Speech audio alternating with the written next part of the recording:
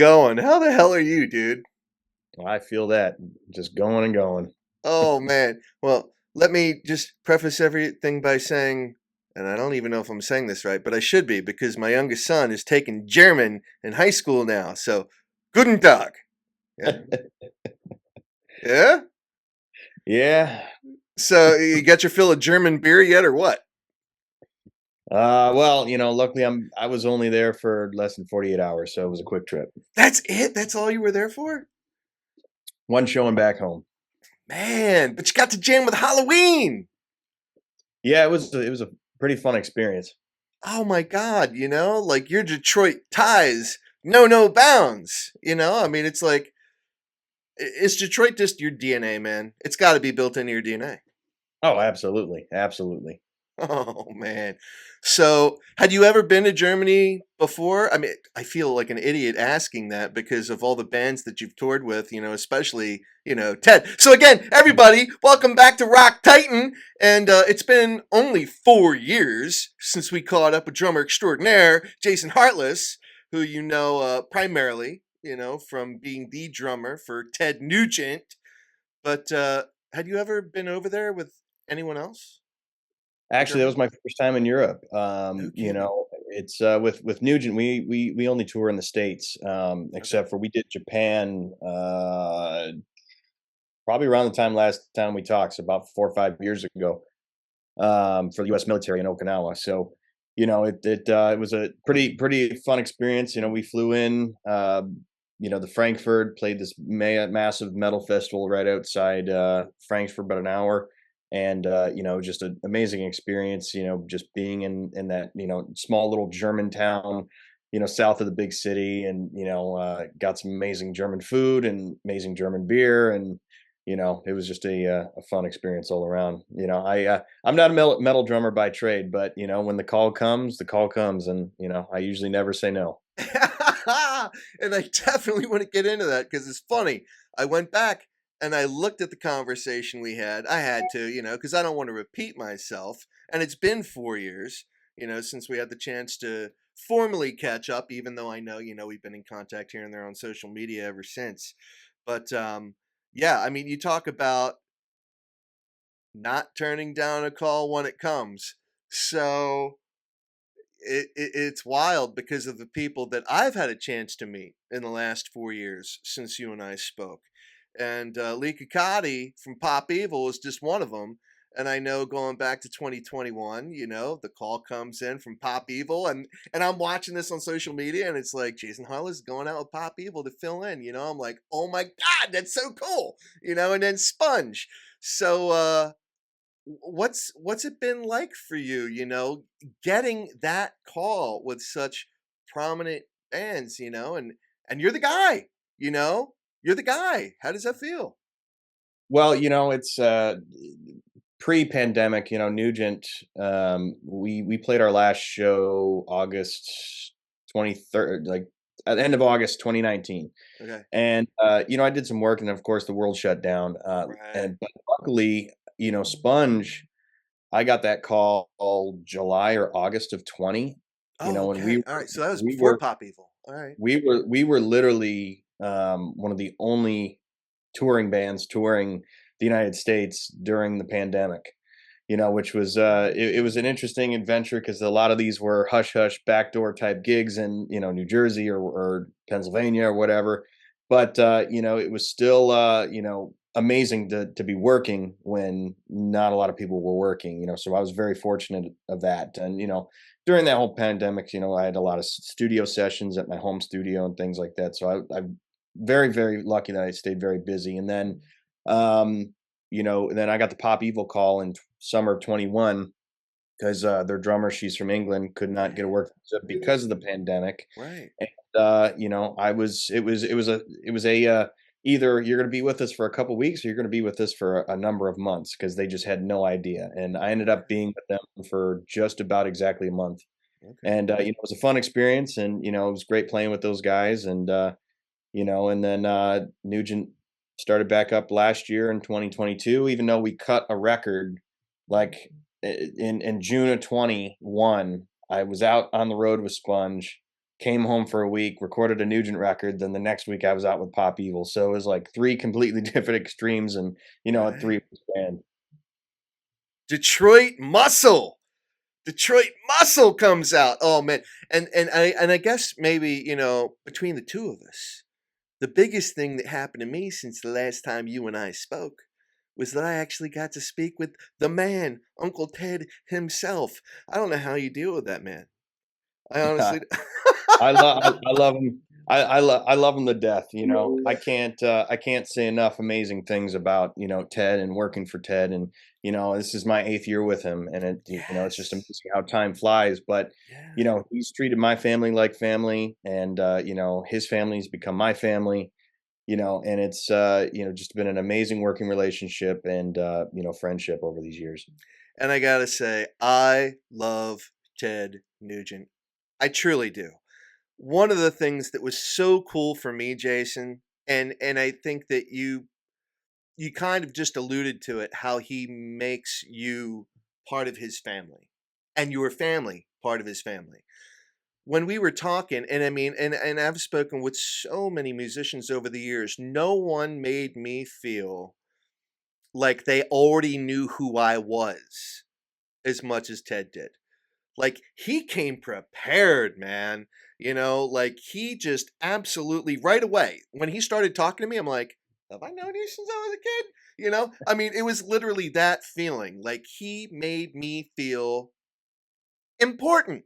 Like, he's talking to me at that time. He's not just doing it because he has to, he's being perfectly genuine, 100%.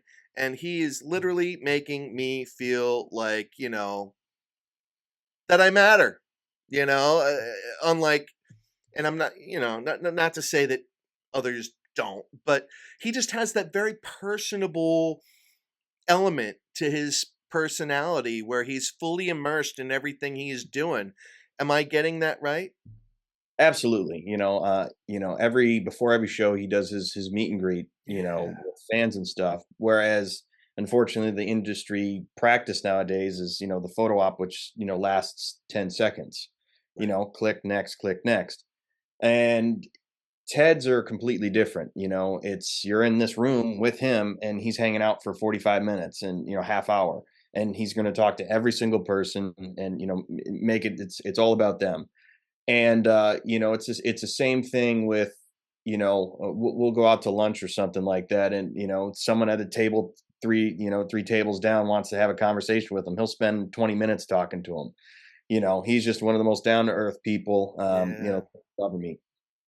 Right on. Now, I guess one of the other big things that's happened to you since the last time you and I spoke, and since the pandemic, and I mean, it was both a blessing and a curse, I guess, to a great many people for a variety of different reasons. But for you, you're now officially a college graduate. Yeah, I remember seeing way back when. Because at the time we were talking, you were still going to Berklee. You were not done yet, but now you are official graduate of Berklee. Yeah. Unfortunately, I graduated May of 2020. Oh, So because of that, I had to watch my commencements on YouTube, which I was already very, very angry in that moment, considering you spent all this time and effort getting to there. And then 5 minutes before they call my name, I got a call from Ted's manager saying our 2020 tour was canceled. So it was just like a double punch in the gut that day. dude, I know. I lived it because my twins are 20. They're going to be 21 here at the end of May. And they totally got gypped out of their high school graduation. Their high school graduation, I mean, it never happened. So, yeah, that whole thing was, very unfortunate. But, everyone, comes out on the other side that much stronger. Exactly. I thought it was interesting 4 years ago because I asked you, because, you'd been doing so much session work at that time, um, you know, similar to what you've been doing, since then. Aside from it's not like you have downtime when you're not touring with Ted, or making new music for that matter. Um, but I had asked you, had you thought about life after Ted Nugent?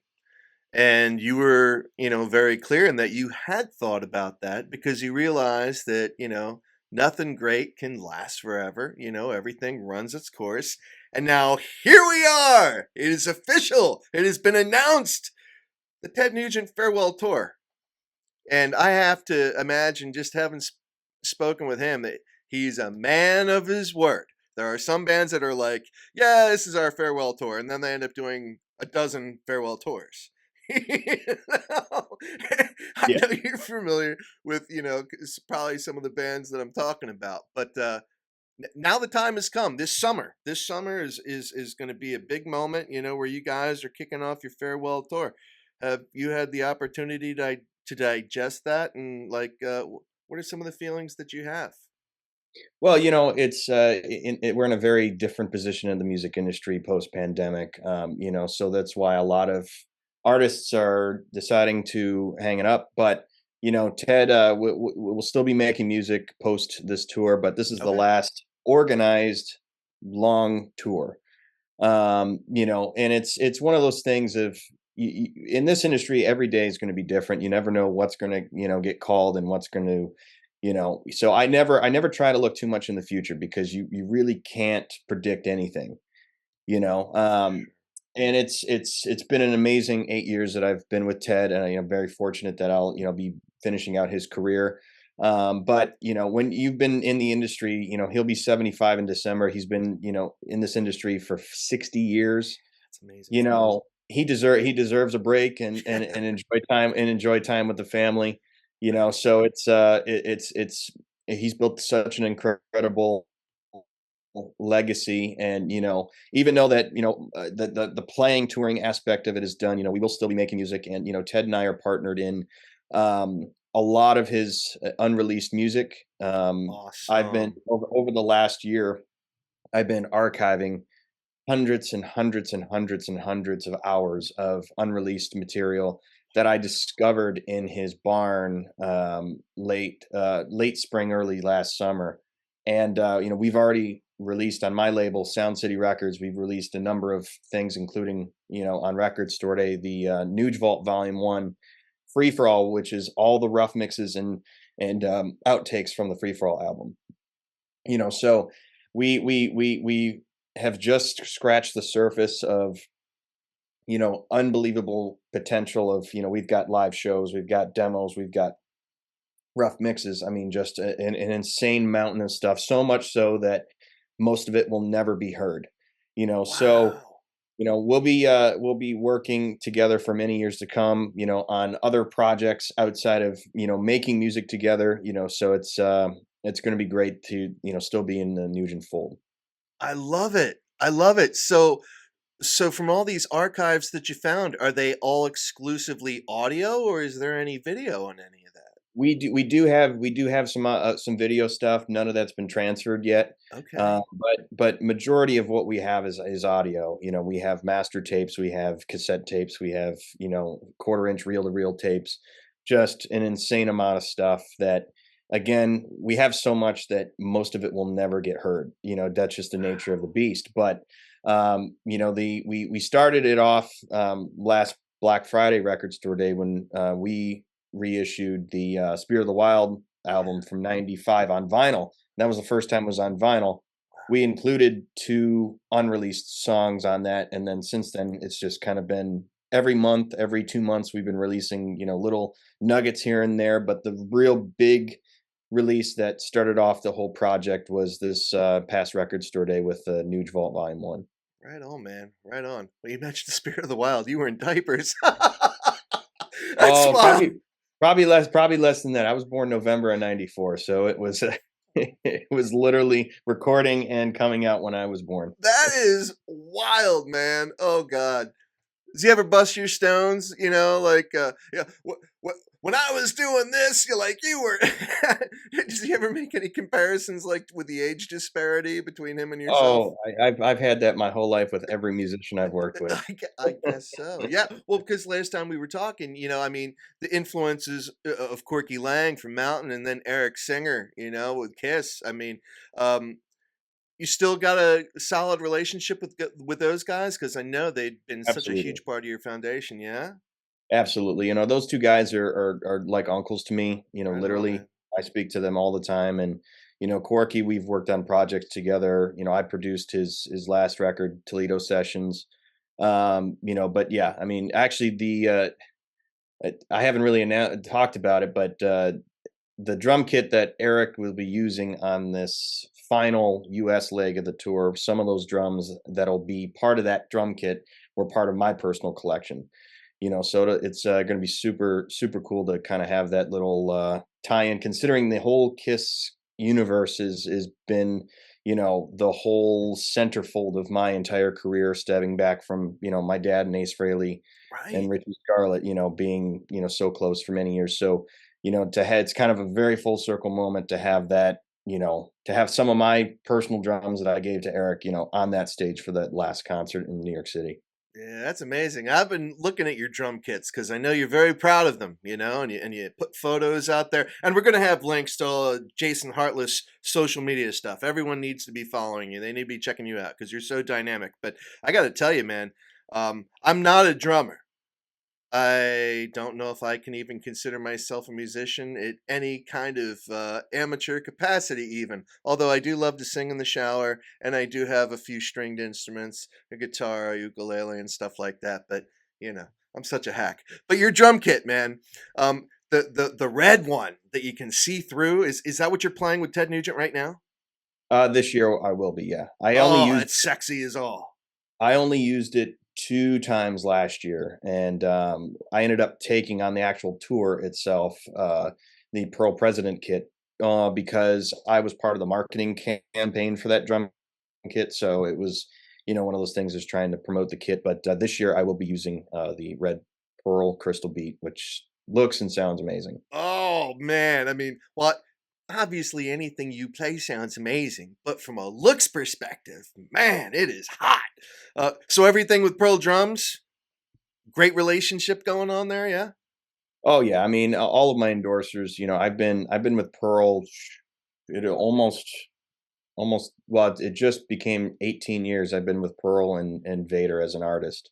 That's wild. So we're approaching my 20-year here, but those guys again are like family to me because I've known all the people at the office, since I was 10 years old. So I grew up with these guys, and every time I'm in Nashville, I go to the Pearl, offices, and it's like, it takes me 30 minutes to walk around the entire place just to say hi to everybody, you Sure. know. Yeah. So it's they've been amazing support to me, and to have a company like that behind you is just absolute honor. Right on, man. Now, you mentioned your record label a little bit ago. What's the name of your record label? Sound City Records.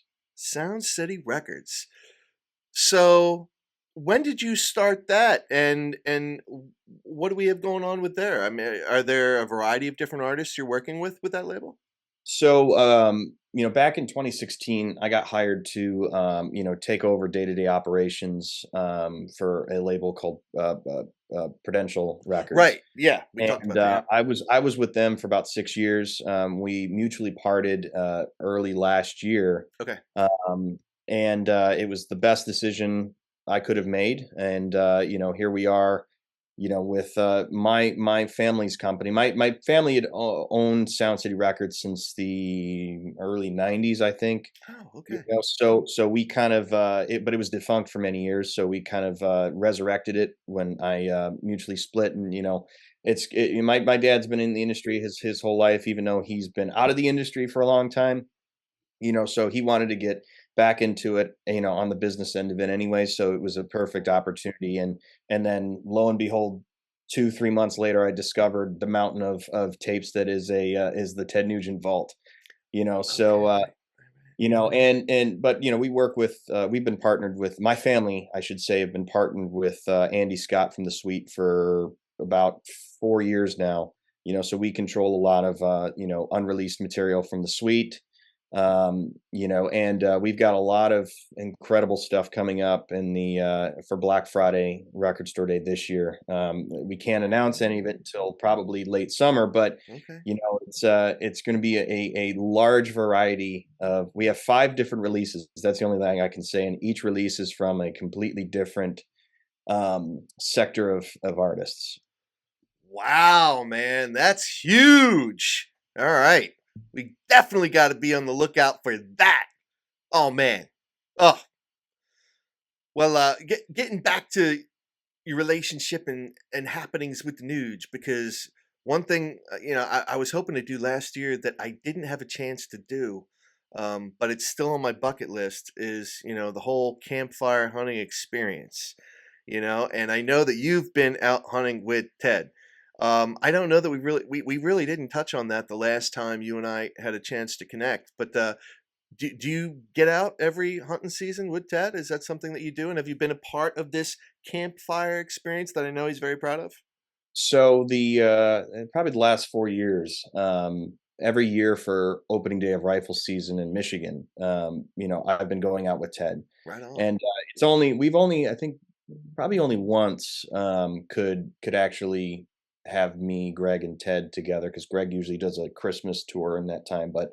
Okay. Um, you know, it's a surreal experience because I did not grow up an outdoorsy guy. Right. I was not a hunter. The first time I ever shot a gun was with Ted. Oh My wow. first day on the job. We were rehearsing at his ranch in Michigan, and he found out I never shot a gun, so everything stopped, and we went out to his range, and he put a 22 in my hand. It's like a little BB gun. Then he Oh puts a 12. wow. Then he Okay. puts a 12 gauge shotgun in my hand and my shoulder. But it was just amazing experience. And the first time he took me out, really was a surreal experience. Just I'd worked with Ted for 4 or 5 years at that point. So I knew Ted the person, I knew Ted the musician, but I found a new version of Ted that I didn't know, which was Ted Nugent, the grandfather, kind of teaching me how to do this stuff. And it was, really, really amazing. That I ended up getting a buck my first shot. And then either the next year or the following year, I ended up getting a 10-point buck Wow. that he absolutely flipped out when he seen it. He was like, "This is a once in a lifetime deer," and all that stuff. And a few days later, his son Toby said if that was anyone else that got that deer, he would have been very angry. But since you got it, he's ecstatic. Like, That's awesome. Did you get some jerky made out of it? Did you get some venison jerky? oh, every time every time I go to the Nugent Ranch, I'm always supplied up with a bunch of meat, and during the lock Backstraps. the lockdown, smoking jerky became a hobby of mine. So Oh, right on, man. That's very cool. You come up with your own brand. yeah, right. That stuff is not cheap. I mean, you go to the store, any store, like, now I'm in Pennsylvania, just South Philadelphia. So on July 26th, I'm looking to be at the Keswick Theater, to catch all you guys in person. So, and again, everybody, we're here with Jason Hartless, drummer for Ted Nugent, and just an amazing drummer in his own right, who will be making music for many, many, many, many, many years to come, whether it's with Ted or anyone else. But so this summer is the Farewell Ted Nugent tour. And oh man, I cannot wait to catch up with you there. But yeah, no, getting back to it. So out in the Philadelphia region, we have our Acmes and our Giants, and Acme and Giant. I think those are really the big ones. There's a couple Food Lions, I guess, over in Delaware. But no matter where you go, when you're going to get jerky, and that stuff is expensive. It's one of those things where Well, if you guys are harvesting, deer or elk or anything like that that makes for good jerky, and that could yeah, be a that nice. that's the story of the entire United States. Everything has gone up in price. Well, ain't that the truth, dude? Oh my God. Oh, now you were talking about shooting rifle and shotgun with Ted, but I know that he is absolutely spiritual when it comes to archery. Have you done any bow hunting? Have you done any archery work? Never. No. But the first time I went hunting with him, the night before opening day, him and I went out to this blind, and he had his bow, and just it was I could see how it's meditative for him, and just it is a very different experience. Again, I grew up not an outdoorsy person whatsoever. I still Right. consider myself not an outdoorsy person, Okay. but it's still a very surreal experience, kind of being a part of that whole thing. And you know, and you know, when you utilize every element of the animal, you are helping the land. You know, you're not wasting anything. You're not you're not doing anything unethical. You know, when you're utilizing that. Yeah, no, you're part of the circle of life, man, and I grew up the same way. You know, my father's the same way, and yeah, he actually, I've already taken off a few days, you know, for next year, and got some new hunting tools, you know, so I'm looking forward to next winter because our hunting season out in PA, you know, it's a little bit more restrictive when you're talking about just rifle, you know, versus archery and stuff where the season's a little bit longer and stuff like that. But all right, so back to the music, and I want to be sensitive to your time because I know you got to get going. But where are you right now? Are you in Detroit? Where are you at? Yep, back home in Detroit. Right on, man. So, what do you have going on between now and when you head out on tour with Ted in the summer? You know, we got a few months here, you know, in the springtime. What's Jason Hartless up to? Well, I'm going on vacation. Oh, Uh, I thought you were just yeah, on vacation with Halloween in Germany. No. that's work. So, what you doing? Go on. My family we're huge Disney theme park enthusiasts, so we go to Disney every probably 2 or 3 times a year. But I got a run of shows with a great new artist I've been working with for a number of years, named Tano Jones. Very very cool pop rock folky type stuff, and we're doing a run of dates in mid-May in the Los Angeles area. I think we're playing the Whiskey one night. Oh, right on. And then Pearl's doing this massive product launch at the end of May. Since they did not go to NAM, they'll be doing that instead of NAM. Okay. So I'll be one of the artists that'll be hanging out at that day, and it's just gearing up for the tour. We start I think early first or second week of July. So it's creeping up here. So getting everything ready to go, and it's going to be fantastic. And I'm always in the studio working, and so that definitely keeps me busy. But my when I'm not on the road and not in the studio, my label keeps me going 24/7. Right on, man. Look at you, man. You are not just a musician, but a businessman, and that's got to be pretty cool. It's got to be pretty neat, you know, getting to work with other musicians and dealing with the music industry at that capacity. And I know that at least from a monetary position, I think that the people that are responsible for producing the music sometimes make more money than those that are actually making the music. No? Yeah? I don't know. Well, it depends, and like I said earlier, the music industry post COVID has been a very different place. I mean, it changes every single year, but the last 2 years it's changed exponentially. That's why I went to Berklee for music business. Because Right. it's like yeah, I'm lucky that I've been busy, and I've had work, for many years, and but there's going to get to a point where my phone will not be ringing, and it's like, okay, well, I don't want to be in a position of not having work, so I'd rather be the guy that's always working, no matter if I'm on the road or not. Dude, you said that last time, and I don't believe you because you know what's going to happen? I think Gene and Paul are going to end up living to like their 200, and, you'll probably end up being the cat man someday. That would be wild. Oh my God. That would be so funny. But Jason, thank you so much for joining me, and welcome back to the States, and congratulations on all of your success. And yeah, I didn't have a chance to catch up with you guys last time when you were at Penn's Peak, but I'll tell you right now, the Keswick, there's no way I can let you guys be going off on your farewell tour without me being able to swing by and actually say hello. So Yeah, July 26th. last year I felt like I was at the Keswick every 2 weeks because I played there with Nugent, and then like a couple weeks later I was there with Eric Martin. It's like they can't get rid of me over there. Oh, well, it's not a bad thing. It's not a bad thing.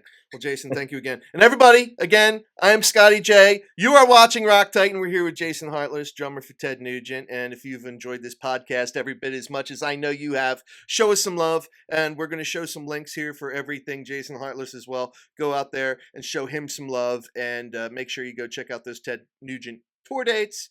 Maybe I'll say hello and have a little gift for you as well. I'm going to be bringing gifts with me to all the shows I go to from here on out. So, Jason, thank you again, man. Oh, it's great talking, brother. All right, man. Scotty J, you're watching Rock Titan. We're out.